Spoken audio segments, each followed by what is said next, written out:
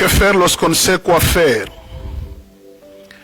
Apprendre à crier à Dieu dans la prière. Exode 14, verset 10. La Bible dit que dans sa frayeur, Israël cria à l'Éternel. La Bible ajoute quelque part encore que dans leur détresse, ils crièrent à l'Éternel. L'Éternel leur envoya sa parole et sa parole les guérit.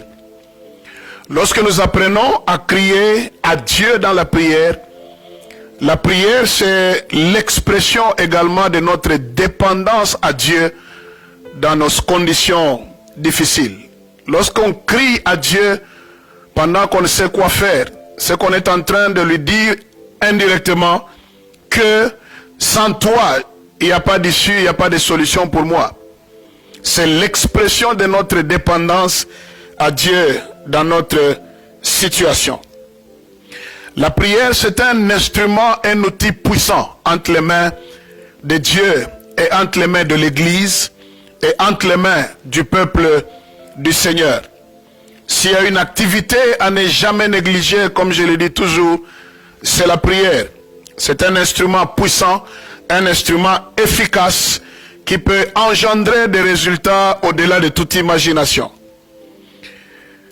Si tu apprends à pouvoir lever les yeux à Dieu, crier à Dieu dans la prière, Dieu s'occupera de gérer tes situations qui sont compliquées et qui te mettent mal à l'aise. Écoute ceci. Si tu apprends à fléchir tes genoux au devant de Dieu dans la prière, Dieu fera tout pour que ta situation, ton adversité, tes montagnes et tes ennemis fléchissent également leurs genoux au devant de toi. Un homme qui fléchit les genoux dans la prière au devant de Dieu, c'est un homme irrésistible, un homme invincible, un homme invulnérable, un champion sur tout son parcours. Parce que tu ne peux pas fléchir tes genoux au devant de Dieu et rester le même.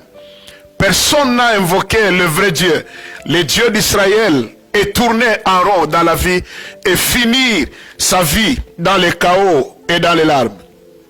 Écoute ceci, la prière a la capacité de partager toute mer rouge que toi tu rencontreras en deux.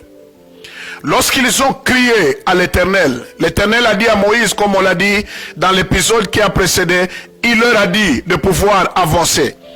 Leur prière a eu pour retomber le partage de la mer rouge en deux. Ils ont vu un boulevard se créer au devant de miraculeusement là où il n'y en avait pas. Oh mon ami, toi qui aimes la prière, toi qui pries, toi qui continues à prier, retiens ceci. Dieu est celui qui te frayera un chemin là où il n'y en a pas.